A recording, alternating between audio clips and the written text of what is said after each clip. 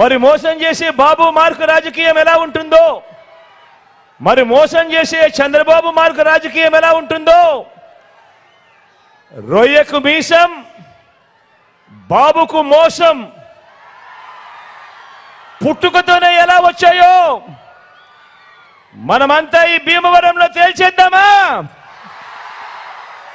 తేల్చేద్దామా? 58 నెలల మన పాలనలో మనం చేసిన ఇంటింటి అభివృద్ధి మన ప్రోగ్రెస్ కార్డ్ అయితే, అందరినీ మోసం చేయటం, నమ్మితే నట్టేయటం, ముంచటం చంద్రబాబు ట్రాక్ రికార్డు. బాబు వస్తే జాబు రావటం కాదు, ఉన్నవి ఎలా ఊడిపోతాయో, రైతును రైతాంగాన్ని నమ్మించి బాబు ఎలా నిలువున ముంచాడో మొన్న పిడుగురాల సభలో, సిద్ధం సభలో మీ అందరి ముందు కూడా ఉంచడం జరిగింది. పిడుగురాల సిద్ధం సభలో ఈ 2 అంశాల మీద కూడా ప్రస్తావించడం జరిగింది. ఈ సభలో ఇదే టీడీపీ, ఇదే ఎల్లో మీడియా కలిసి చంద్రబాబు గారిని జాకీలతో ఎత్తి, జేసీబీలతో, పొక్లేలతో లేపుతూ చేసే మరో బోగస్ ప్రచారాన్ని, అందులో పచ్చి అబద్ధాల్ని ఈరోజు తేలుద్దామా?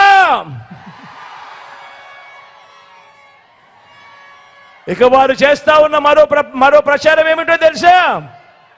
వారు చేస్తా ఉన్న మరో ప్రచారాన్ని, అందులో నిజాల్ని చూద్దాం. ఇది చంద్రబాబుపై ఆయన ఎల్లో మీడియా ఇచ్చే అతిపెద్ద బోగస్ రిపోర్ట్. అదేంటో తెలుసా?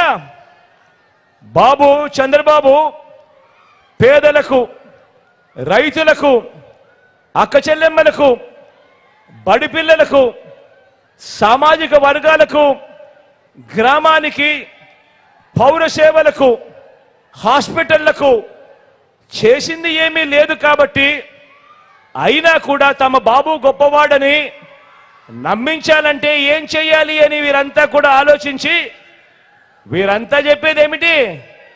బాబు వల్లే అభివృద్ధి అని ప్రచారంతో తరచూ కూడా ఊదలు కొడతా ఉంటారు, తరచూ కూడా జాకీలు పెట్టి లేపుతూ ఉంటారు. బాబు వల్లే అభివృద్ధి అని ప్రచారంతో వీళ్ళంతా కూడా ఎప్పుడూ చెప్తా ఉంటారు. అసలు వాళ్ళ ప్రచారం ఏ స్థాయిలో ఉంటుందో తెలుసా? ఒక ఖాళీ డబ్బాలో 4 రాళ్ళు పెడితే ఇలా ఊపితే డబడబడబడబడబడ సౌండ్ వస్తా చూసారా? ఆ మాదిరిగా ప్రచారం చేస్తారు.